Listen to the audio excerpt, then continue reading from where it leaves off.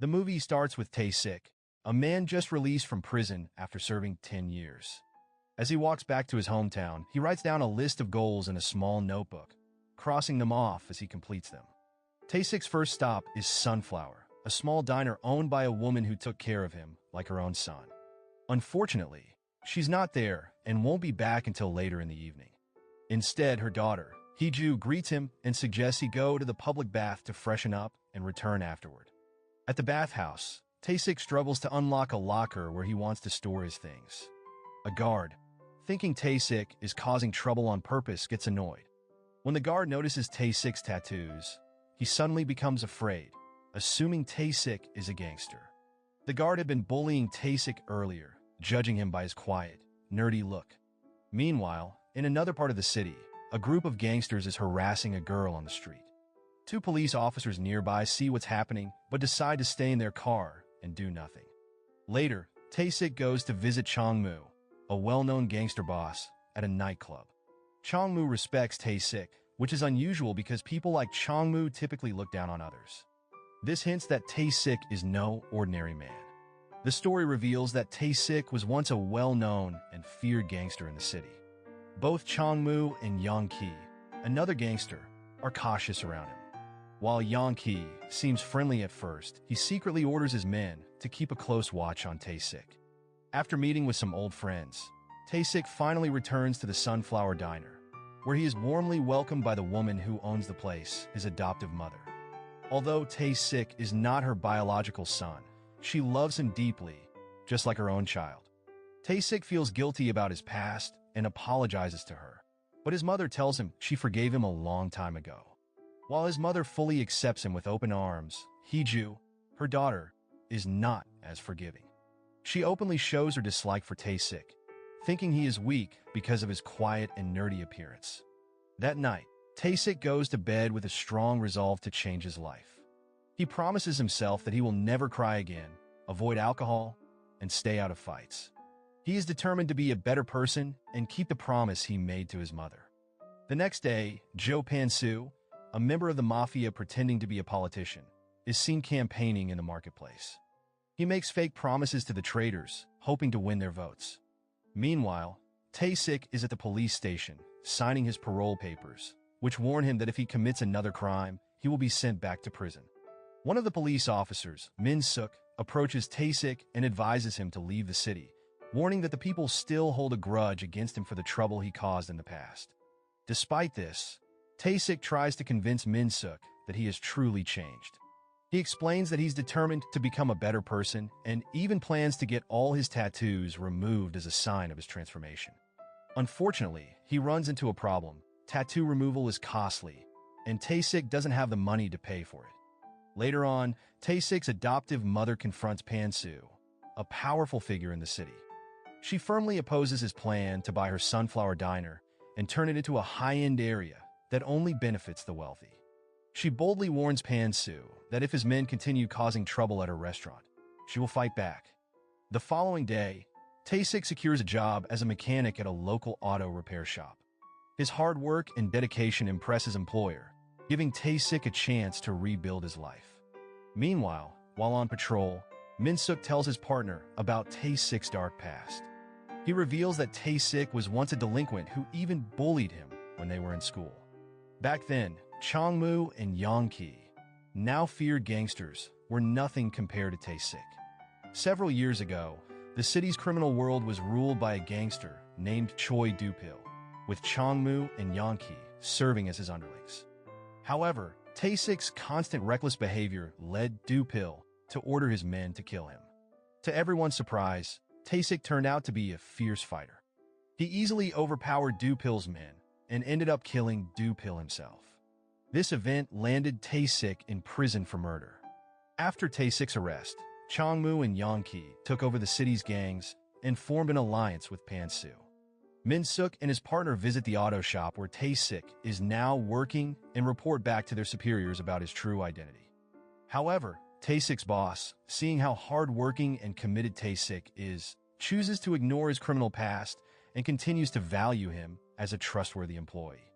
The next day, Tae-sik decides to sign up for an English course at the school where Hee-ju works. One of the teachers recognizes Tae-sik from their school days and starts a friendly conversation with him. On his way home, however, Tae-sik is attacked by Sang-jin, a thug who is obsessed with Hee-ju and jealous of Tae-sik's connection to her. Sang-jin takes him to an empty warehouse and beats him up with the help of his gang. Despite the assault, Tae-sik sticks to his promise not to fight back, refusing to hit them, even as they continue to punch and kick him. During the beating, Tae-sik's clothes are torn, revealing his tattoos. The gang members are shocked by what they see. Later, when Hee-ju finds out what happened, her feelings toward Tae-sik start to change. She begins to soften and even helps take care of his injuries. Meanwhile, Pan-soo celebrates his victory, having won the most votes in the election. Now officially in power, Pan-soo plans to hand over control of the city's biggest nightclub to one of his trusted men. Changmu and Yeon-ki, eager to prove themselves, compete for Pan-soo's favor.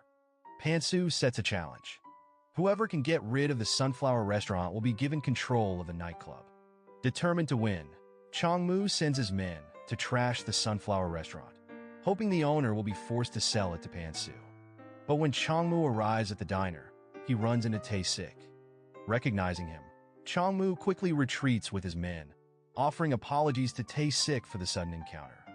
Changmu confronts Yeon-ki, angry that he wasn't warned about Tae-sik being at the Sunflower Restaurant. Meanwhile, Tae-sik, after a month of hard work at the auto repair shop, receives his first paycheck. With it, he buys a pair of shoes for his mother and a camera for Hee-ju as gifts. It's revealed that the small notebook Tae-sik always carries with him was a gift from his mother during her visits to him in prison. In this notebook, Tae-sik carefully wrote down everything he did in prison and his goals for life after his release. One day, Hee-ju comes across the notebook and reads it, discovering that one of Tae-sik's dreams is to go on a picnic. Moved by this, they plan a joyful outing, capturing happy moments together like a little family. One evening, Tae-sik runs into his old friend Byung-jin, who now works as Pan-soo's driver. Byung-jin tells Tae-sik about Pan-soo's plans to build a big shopping mall in the area. However, Tae-sik's adoptive mother, refusing to sell her Sunflower Restaurant, has put a halt to Pan-soo's plans. Byung-jin warns Tae-sik that Pan-soo is dangerous and advises him to be careful. What they don't realize is that Changmu's men have been watching their conversation. They immediately report back to Changmu, who believes that Byung-jin is trying to recruit Tae-sik on Pan-soo's orders. This sparks a new plan. Changmu and Yeon-ki decide they must destroy the Sunflower Restaurant and get rid of Tae-sik. The next day, Changmu and his men storm into the Sunflower Restaurant, threatening Tae-sik's mother and trying to force her to sell the property to Pan-soo. As they bully and intimidate her, Hee-ju comes home from school. In a brave act, she hits Changmu with the camera Tae-sik had given her, then rushes off to find Tae-sik and tell him what has happened. When Tae-sik and Hee-ju arrive at the Sunflower Restaurant, they find the place in ruins. Changmu and his gang have already left, but Tae-sik's mother is still there, shaken and overwhelmed by what happened. Tae-sik and Hee-ju help her clean up the mess left behind by the thugs. Afterward, Tae-sik decides to confront Changmu and asks for a meeting with Pan-soo. When Tae-sik finally meets Pan-soo, he pleads with him to stop causing trouble for his adoptive mother in her restaurant. Knowing Tae-sik's history as a former gangster, Pan-soo offers him a job, thinking he could use someone like Tae-sik. However, Tae-sik declines the offer respectfully, saying he is content with the work he has at the auto repair shop. Angered by Tae-sik's refusal, Pan-soo hatches a plan to get him out of the way by sending him back to prison. He orders his men to attack the auto repair shop, hoping to provoke a fight that will land Tae-sik in trouble with the police. The next day, the thugs show up at the shop, assaulting Tae-sik and even hurting his employer. Meanwhile, Pan-soo reports the incident to the police, hoping to get Tae-sik arrested. But despite being attacked, Tae-sik stays calm and doesn't fight back, ruining Pan-soo's plan when the police find no reason to arrest him. One night, Sang-jin confronts Hee-ju at the Sunflower Restaurant, revealing a shocking secret. Tae-sik was the one who killed his older brother, Do-pil, years ago. Hee-ju, stunned and furious, demands answers from her mother, asking why she would adopt the man who killed her biological son. Tae-sik's mother explains that after the incident, Tae-sik came to her, kneeling and crying, begging for forgiveness. She didn't see him as evil, believing that he deeply regretted what he had done, and in her heart, she forgave him, accepting him as her own son. After hearing his mother's explanation, Hee-ju starts to understand the full story. Tae-sik, filled with guilt, apologizes to her for killing Do-pil and suggests that he should leave their home to make things easier. However, Hee-ju surprises him by insisting that he stay with them. She forgives him, and in a surprising twist, even thanks him for ending her abusive brother's life, as Do-pil had mistreated their mother for years. The next day, Tae-sik's adoptive mother bravely confronts Pan-soo, threatening to expose his role in ordering Do-pil to kill Tae-sik all those years ago. She has solid evidence that could land Pan-soo in jail if it comes to light. Byung-jin, overhearing this conversation, quickly warns Tae-sik to be cautious, explaining that Pan-soo is ruthless and will stop at nothing to eliminate anyone who gets in his way. Pan-soo, enraged, sets his plan into motion by ordering his men to attack Hee-ju. While crossing the street, she is struck on the head with a blunt object, leaving her seriously injured and in the hospital, where she requires intensive treatment. Fearing for her family's safety, Tae-sik's adoptive mother reluctantly decides to sell the Sunflower restaurant to Pan-soo. Following this, Tae-sik meets with Pan-soo, informing him that his mother has agreed to sell the restaurant and that they will be relocating. But Pan-soo, still not satisfied, makes a cruel demand. Tae-sik's right hand must be paralyzed to ensure he can never fight again. Byung-jin is ordered to carry out this brutal task. Reluctantly, Byung-jin cuts a vein in Tae-sik's right hand, but he purposefully inflicts a minor injury, sparing Tae-sik from permanent damage. After the ordeal, Tae-sik reassures Hee-ju, promising her that no matter what happens, he will always protect her and their mother. Even though Pan-soo now owns the Sunflower restaurant, his thirst for power isn't satisfied. He is determined to get rid of Tae-sik's adoptive mother, fearing she still holds evidence that could expose him. He orders Yeon-ki to kill her and retrieve the incriminating proof linking him to the failed attempt on Tae-sik's life years ago. Following these orders, Yeon-ki kills Tae-sik's mother and makes it appear as though she took her own life. Tae-sik is devastated when he finds his mother dead. At first, he believes the staged scene, but then he notices something that changes everything: Yeon-ki's earrings left behind in his mother's room.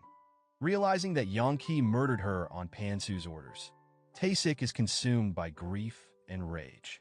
Unable to keep his promise to stay peaceful, Tae-sik turns to alcohol, overwhelmed with sorrow. He cries uncontrollably, mourning the loss of his beloved mother. Meanwhile, Pan-soo and his men are celebrating their success in taking over the Sunflower restaurant and moving forward with their plans to build a mall and an elite area. Their celebration is suddenly interrupted by the sound of someone crying, Tae-sik. Tae-sik walks in, confessing that he has broken his promise to his mother. He then declares that he will kill everyone responsible for her death. He warns Byung-jin, telling him to flee if he doesn't want to face his fury. Despite being alone, Tae-sik takes down Pan-soo's men one by one, including Chong-moo and Yeon-ki, until only Pan-soo is left. In a final act of revenge, Tae-sik sets the nightclub on fire. Badly injured in the flames, Tae-sik sits amidst the burning building, reflecting on the cherished memories he had with his mother and Hee-ju. As the fire consumes him, Tae-sik succumbs to his injuries, his life ending in the inferno. The film closes with Hee-ju, now fully recovered from her injuries, excelling as the top student in the mathematics department, realizing her dreams. In a quiet moment, she reminisces about the precious times she shared with her mother and Tae-sik, holding on to the memories of those she loved. So the moral of the story is, never promise not to cry or fight, because life will definitely throw gangsters, bad politicians, and tragic backstories your way.